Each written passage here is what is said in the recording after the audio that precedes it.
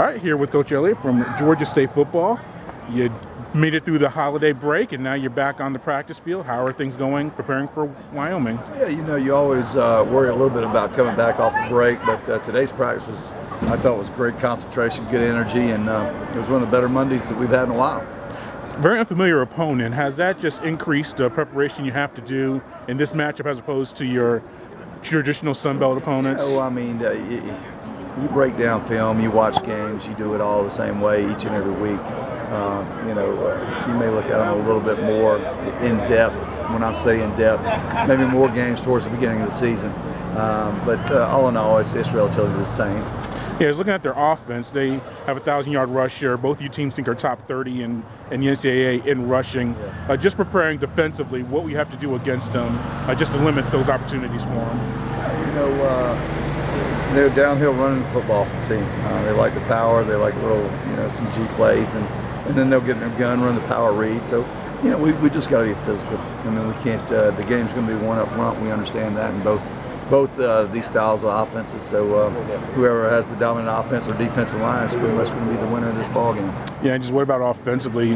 Dan got probably a few more weeks of rest on that knee and getting some health-wise. Just how's the offense looking preparing for this contest? I think the time off has been beneficial for all.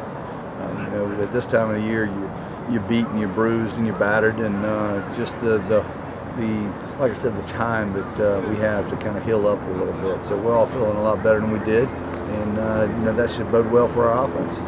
Yeah, and last time we spoke was during the signing day period.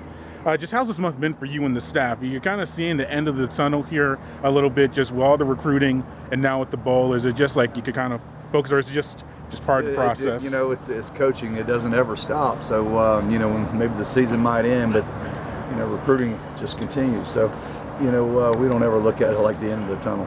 I told our guys out here it's the last, Monday practice. We call it today a Monday practice. But for us as coaches, as soon as this ball game's over, we got to go right back to work and start preparing for another recruiting class, another season. So it's just it's a never-ending process. But that's why we love it. And lastly, every win's important, but just how big would this win be for the program? Be the second bowl win in program history within a short time frame. You always talk about recruiting, building towards 2020 and things like that. Just what would that victory mean for the program to beat Wyoming? You look at it now.